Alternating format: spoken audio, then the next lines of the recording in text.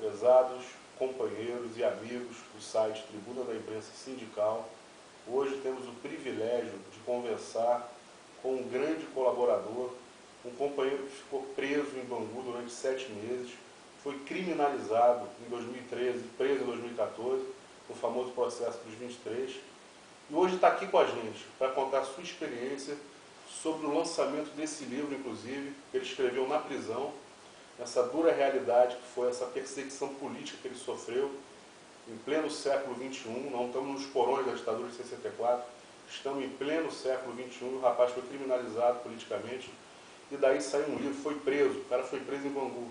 Igor, imensa satisfação, alegria ter você aqui com a gente, cara.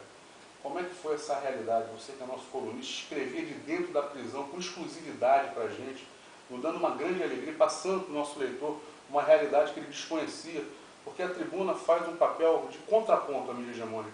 E você contribuiu desde o início com a gente nesse processo. Conta para mim, obrigado pela tua presença, cara.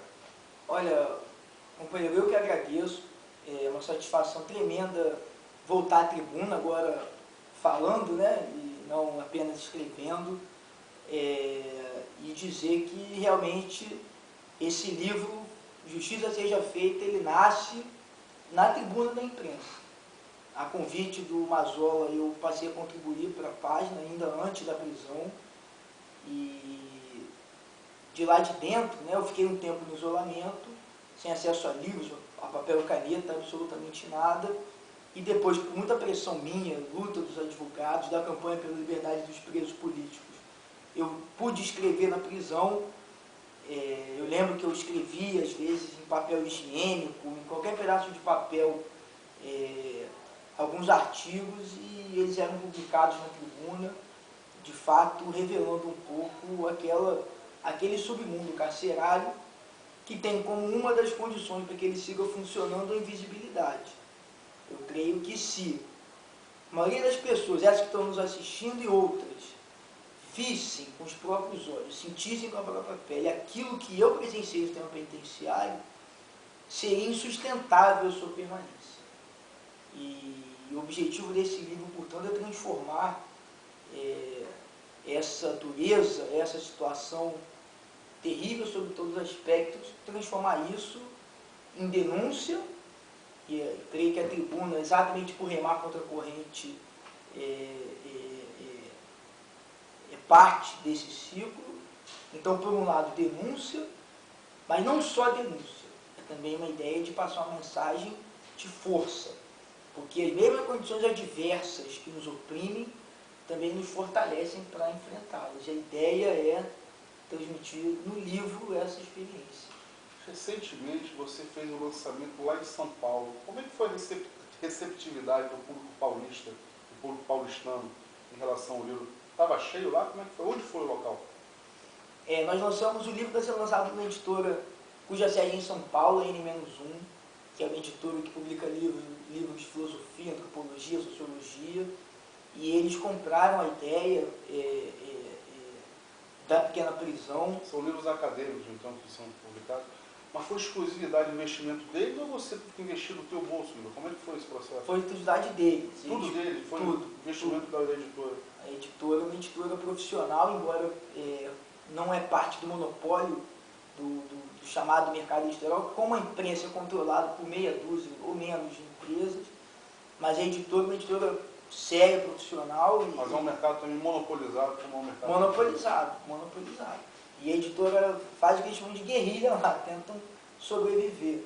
Mas eles acreditaram na história e deram um trato lindo para o livro, um trato realmente artístico, e nós lançamos isso no Sesc Ipiranga, em São Paulo. Sesc Ipiranga, eu conheço, é muito bonito o espaço. É, muito bonito, e eu acho bacana porque eu tentei fazer literatura, eu tenho dito, para evitar decepções, né, que o livro não é nem um manual sobre como resistir à prisão, nem um tratado, uma análise acadêmica sobre o sistema penitenciário. Eu busquei fazer literatura. E como em São Paulo as pessoas, o pessoal do Sesc, não estavam muito inteirados do processo de criminalização, eles chegaram até o livro, que os atraiu até o livro foi a literatura. E a recepção foi muito boa, né? Eu acho que há várias formas de contar a nossa história. Todas são importantes, todas são válidas. Estou lendo aqui, ter bondade é ter coragem. Você se inspira muito na Legião Urbana, cara? Você gosta, você curte o rock nacional? O que te inspira mais na cultura brasileira? Então? Na cultura brasileira, muitas coisas me inspiram, principalmente o povo brasileiro. É importante dizer isso, a professora Vera Malaguti me honrou muito com o prefácio do livro e ela fala algumas coisas extraordinárias, simples, mas frequentemente esquecidas. E uma das coisas que ela fala é que essa casta que nos governa, enfim, ela tem perpetuado o desprezo pelo povo brasileiro. E eu creio que é mais do que nunca importante botar em relevo a força de luta do nosso povo. Que luta, pega o trem lotado às 4 da manhã, ganha salário mínimo. Inclusive, eu me recuso, como parte da esquerda, a chamar 1% né, de elite. Para mim, do ponto de vista cultural, moral, ideológico, eles são algo próximo da escola. Elite é o povo que dá duro trabalho, leva a vida com honestidade. Muito bem colocado, isso mesmo. E, então, muitas coisas me atraem na cultura do nosso povo. Eu gosto muito de Legião Urbana, particularmente algo que desde moleque eu acho que ele conseguia passar as letras do Renato com um lirismo, uma força poética muito grande e mensagens com uma força política grande também. E essa frase, ter bondade é ter coragem, aquela memorável música Há Tempos, né? Essa música resume o que eu encontrei na prisão. Ela começa assim: parece cocaína, mas é só tristeza, talvez tua cidade. E isso é exatamente aqueles jovens que muitas vezes vão para aquele caminho, por essas ilusões que a sociedade de consumo vende, né?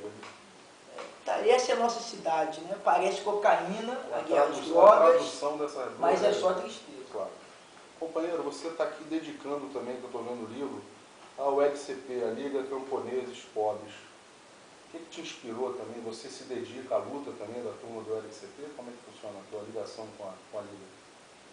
Minha ligação com a luta pela terra, inclusive eu lá atrás tomei uma opção pessoal, fazia geografia, mobilizado pela questão agrária.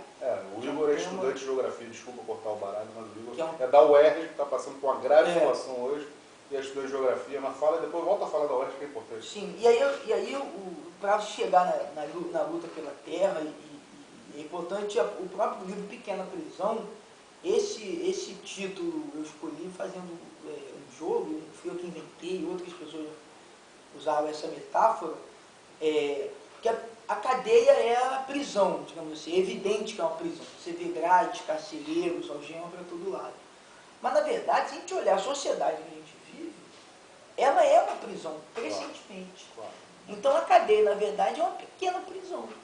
A grande prisão é, crescentemente, a nossa sociedade brasileira e de mundial. Muito bom. Então, se a gente olha que a gente vive num país em que 1% dos proprietários de terra detém metade das terras agrícolas, que nós vemos um genocídio, porque é esse o nome, sistemático, de povos camponeses, indígenas e quilombolas. Claro.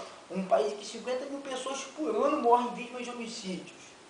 E quem são essas vítimas? Qual a cor da sua pele? Qual a sua classe? É muito claro, nós sabemos. Claro. Essa é a grande prisão. Então, dedicar esse livro à Liga dos Camponeses Pobres, não só pelo que significa luta pela terra, mas porque a Liga defende não só uma reforma agrária, mas uma revolução agrária, uma mudança radical na própria estrutura da propriedade da terra.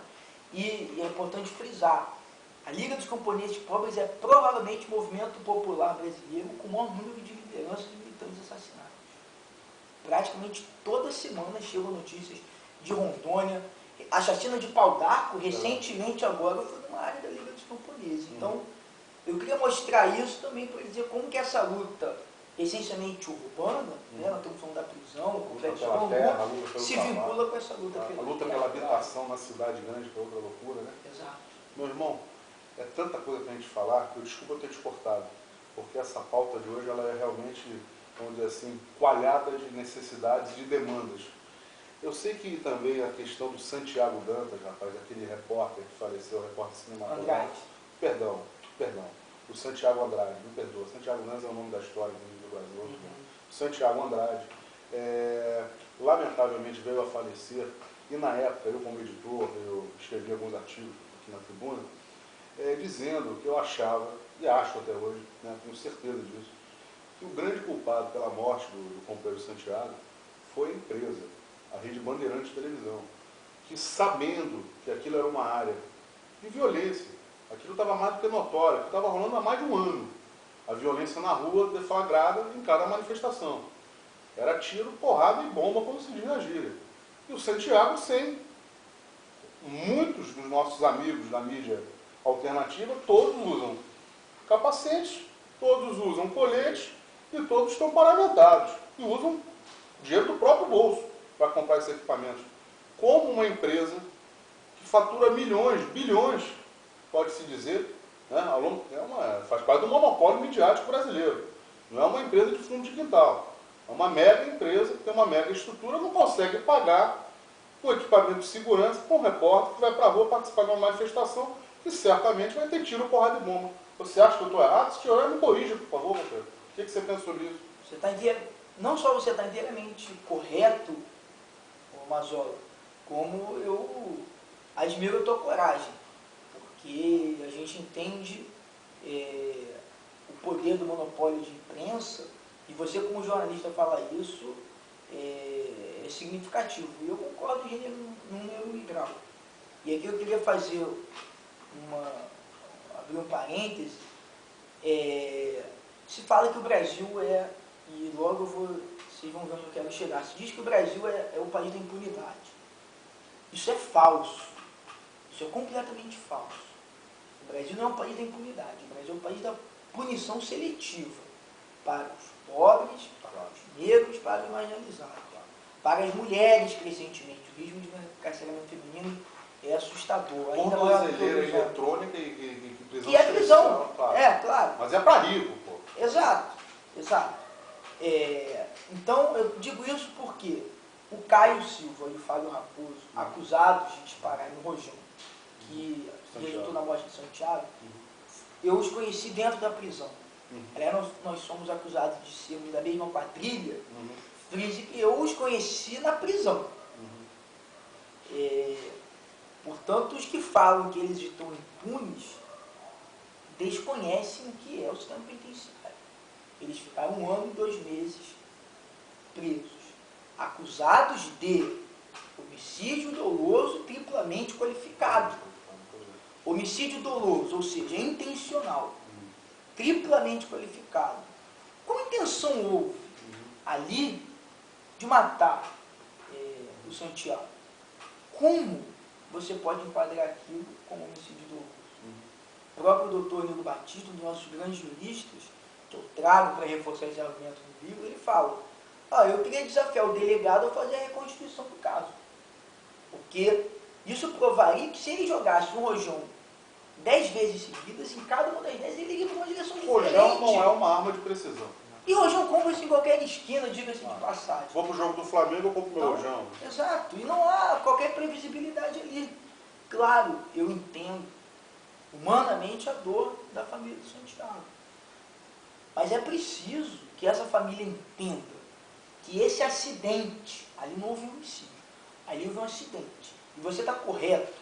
Se tivesse o Thiago Andrade com equipamento de proteção individual, como prescreve a lei, as regras mínimas de segurança de trabalho, ele estaria vivo. Ok? Muito bem. Agora, é preciso que se entenda que esse acidente tem sido usado, ele foi usado como a senha para criminalizar toda a geração que se levantou nas ruas durante 2013. Claro. E parte, ou melhor, a imensa maioria dos próprios profissionais de imprensa que trabalham nos grandes monopólios, na Globo, na Bandeirantes, talvez pela pressão, compraram essa briga e silenciaram o fato público e notório de que a maior incidência de violência contra jornalistas parte da polícia. Claro. Parte da polícia. Isso não sei o que eu estou falando. Eu, numa daquelas manifestações, um pouco antes daquela da Alerj, que houve a chamada tomada da Alerj, eu fui uma manifestação menor, cobri, imprensa, até me manifestar contra o status quo do capitalismo selvagem que é o Brasil. Colônia dos americanos, ainda hoje, infelizmente, um quintal dos países imperialistas capitalistas. E uma bomba estourou, rapaz, assim, sinceramente, de meio metro a 1 metro da minha orelha. Uma bomba de efeito moral.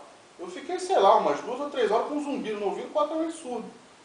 Então, rapaz, é claro que isso parte da polícia sempre. E foi uma bomba desnecessária, rapaz, porque geralmente a polícia parte para o ataque na hora que não está acontecendo nada, parece que de provocação, parece que é orientado para provocar o toado, né? Então essas coisas, rapaz, o Estado democrático de direito, ele funciona no Brasil para uma elite. Elite quer dizer, aspas, como disse muito bem o Igor, né? Porque esses caras são a escória da humanidade. E a polícia está a serviço desses caras. Igor, a dúvida que me passa é a seguinte, cara. Você, quando estava lá em Bangu, você escrevia os artigos. Eu quero entender como é que era aquela logística.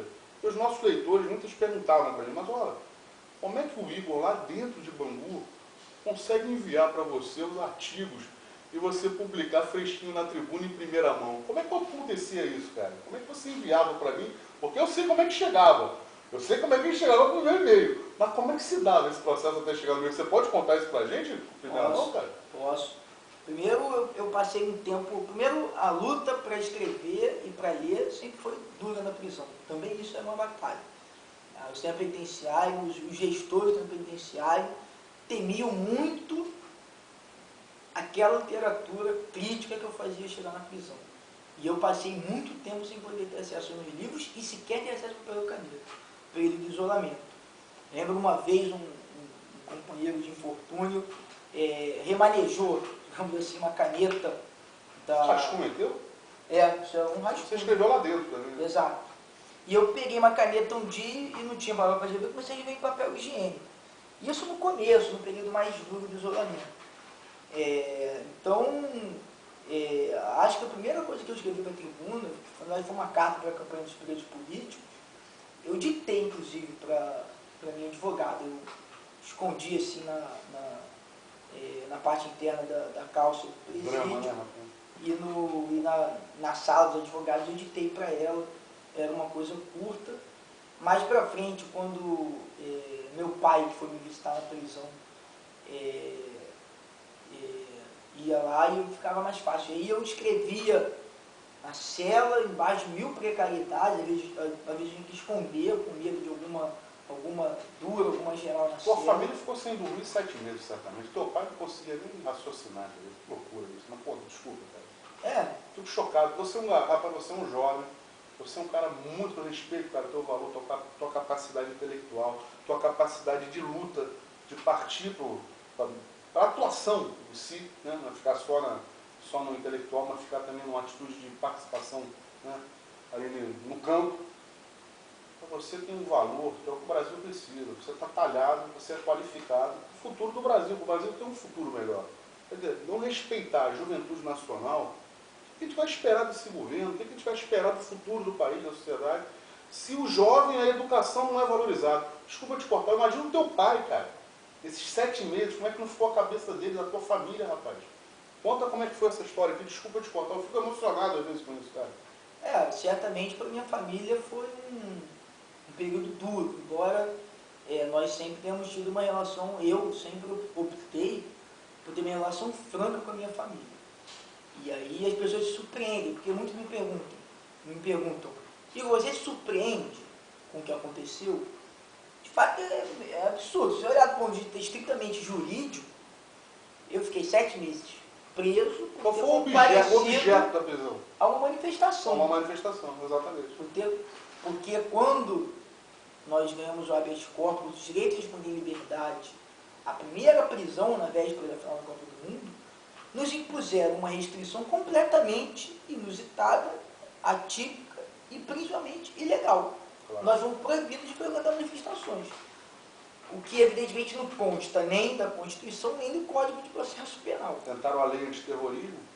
E aí eu fui preso, acusado de ter ido a uma manifestação. Isso é tão inacreditável que eu botei isso das primeiras páginas do livro, eu coloco a decisão judicial. Claro. Que pessoas possam ver que É foi isso. chocante, é inacreditável. Mas, por outro lado, embora o objeto jurídico seja absurdo, seja uma aberração completa, não me surpreende a prisão. E eu busquei sempre ter uma relação franca com a minha família nesse sentido. Porque eu sempre tive claro com que força a gente estava lidando. A sociedade brasileira, há historiadores que contam a nossa história dizendo que é uma história de conciliações. Não é verdade. É verdade que as classes dominantes brasileiras sempre preferem fazer uma mudança antes que o povo a faça, né? Assim foi a suposta independência, assim foi a república, a transição do regime militar para o regime dito democrático também foi uma composição, mas esses acordos entre os de cima foram precedidos na história de dura repressão contra os que se revoltavam embaixo, né? Então, antes do grito de Ipiranga, todas as revoltas independentistas foram afogadas em sangue. A República nasce, ainda recente, nasce em cima do sangue derramado na Guerra de Canudos, claro. Foram conselheiros, só da né? coluna Prestes, tanta coisa. A transição lenta, gradual do regime militar democrático foi precedida do esmagamento ferrenho das lutas armadas. Então, a história do povo brasileiro é uma história de resistência e de... As classes dominantes brasileiras nunca recuaram ante nenhum método para defender seu privilégio. Dia 19, qual vai ser o horário que eu tenho que ir na UERJ, que eu quero convocar os nossos leitores, os nossos espectadores aqui da Tribuna da Imprensa Sindical. Eu estarei lá, já estou com o livro na mão, já vou começar a ler hoje, estou com esse privilégio de começar a leitura, mas o nosso leitor, quando é que... Eu sei que vai ser no 7º andar, vai ser na Faculdade de Direito, vai ser na UERJ, vai ser dia 19, eu estarei lá. Que horário? 18 horas, fica a convocação, Salão Nobre da Faculdade de Direito da UERJ. Ser na UERJ é também um símbolo, não só porque lá ocorriam as grandes reuniões em 2013 e 2014, como pela situação que a UERJ vive, eu estudo lá, afinal, no Salão Nobre da Faculdade de Direito. Nós vamos abrir com intervenção artística que está prometida a ser linda, da Soraya Ravene, interpretando trecho do livro. Depois vamos fazer um debate.